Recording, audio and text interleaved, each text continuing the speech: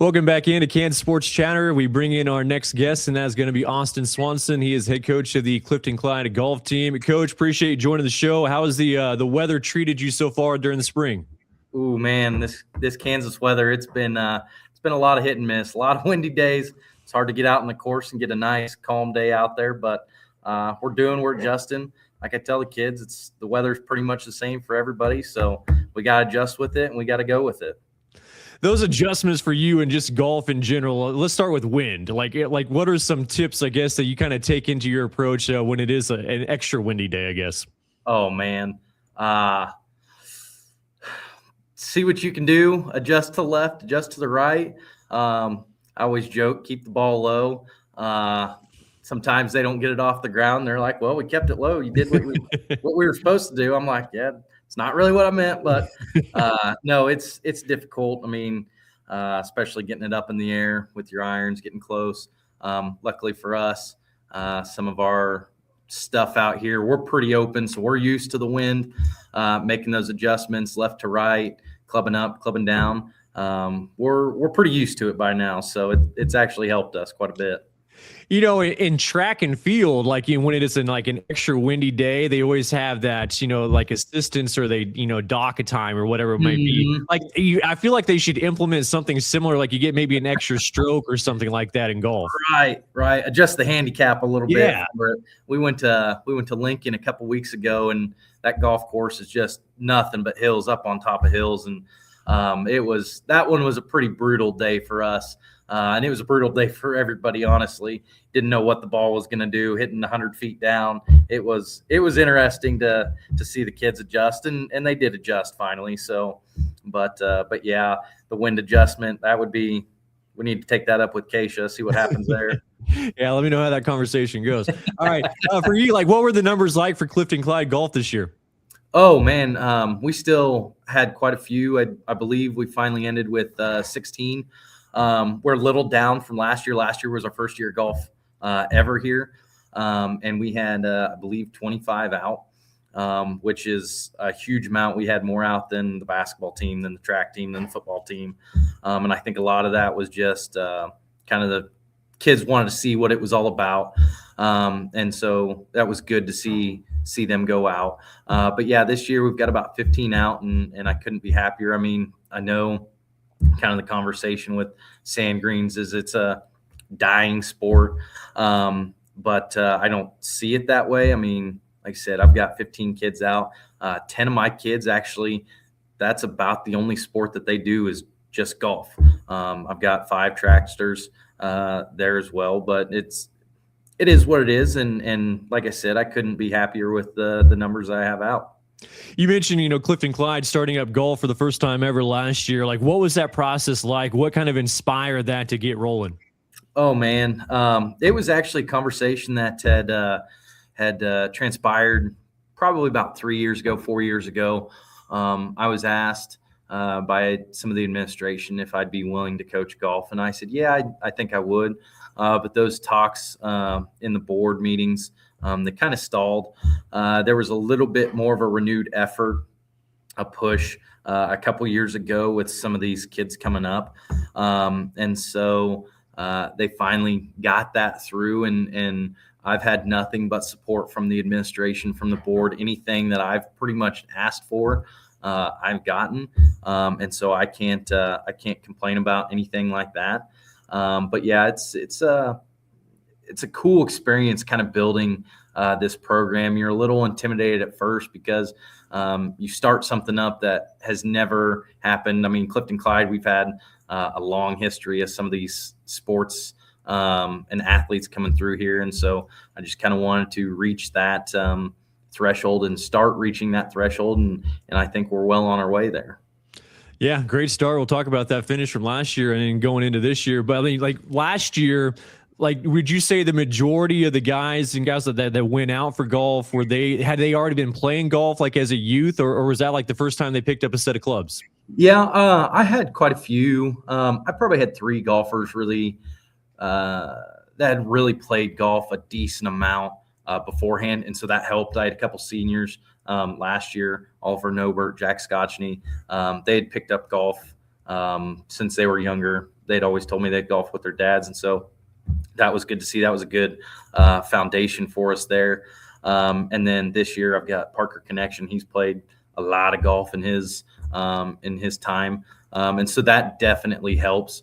But yeah, last year there was two extremes. You had those that had golfed for a long time, and then I had kids that had never picked up a golf club, and so that was kind of interesting to see how they would go through that process, because golf is not a sport for somebody to just pick up and do well. I mean, and so I tried to kind of get them the foundations of it, the basics of it, thinking of how to hit the ball and everything like that. And it was pretty cool to see some improvements that these kids made through just the 2 months, 3 months of practices that we had.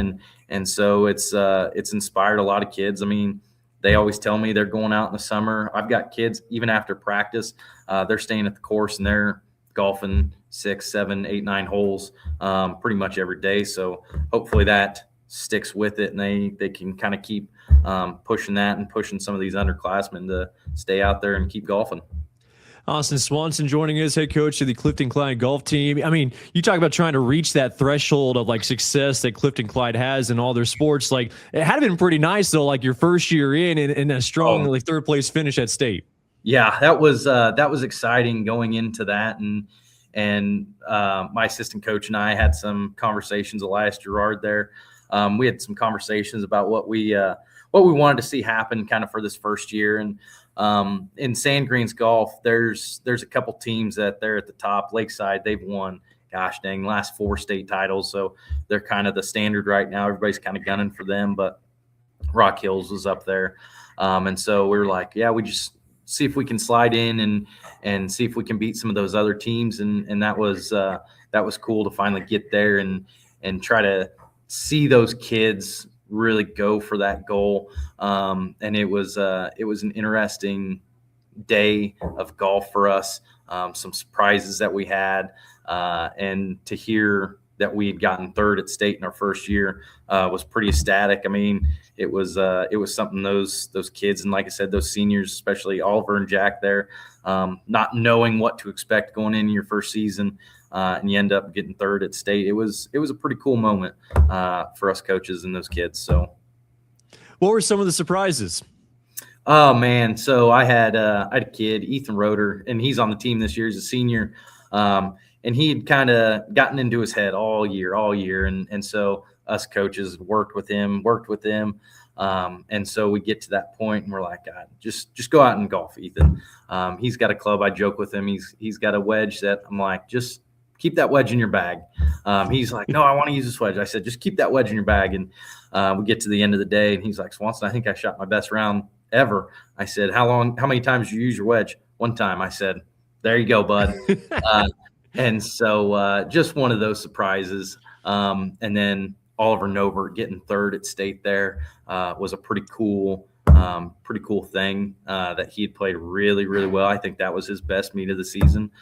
So getting the best out of those kids at the right time was something that was really cool. Like I said, for us coaches, that's something we're striving for right now. We're reaching our peak. We're right behind Rock Hills and Lakeside. We just had a meet last night, right behind them. And so hopefully we can peak at the right time this year, get to state again. Yeah, especially after that finish from last year, do you feel kind of, I don't know, say like settled in, but just like even as a whole program, and just kind of feel more ready, I guess, for year 2? Absolutely. It's less treading water. It's less keeping your head above water, and more about improving now. Now we know what the standard is. We know where the goalposts are. And so to get to that point is a lot easier for us as a program. And the kids know what to expect. And that's a big thing. Seeing some of these courses, I mean, playing Mankato, playing Downs that we just played yesterday, seeing those again and repetitive, you kind of know what to expect there and who's going to be in front of you. And again, there's some surprises. I mean, again, yesterday we had our best meet that we've had as a program, and I had a second place finisher Parker Connection. But that kid in front of us, Bentley Melby from Pike Valley, I mean, that kid, he's a stud, and so we're going to be gunning for him to see what we can do at state against him. You mentioned, just kind of the future of, I guess, sand greens. Like for you, like as the last year as a sanctioned sports, like what's the future look like for Clifton-Clyde golf? I mean, do you keep it as a club sport? Like, what's the plan? Our plan, from just kind of conversations with some of the administration, is it sounds like we're going to go to grass greens.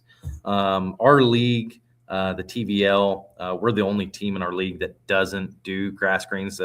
So we are the only ones that do sand greens, and so we're going to end up trying to make that move, make that shift up to grass greens, compete with our league, compete with some of those other schools, and it's frustrating because we do have a golf course. Our sand greens course is 4 miles out of town. Super, super easy. So we're going to see what we can do, if we can make any arrangements with some of the closer towns that have grass greens.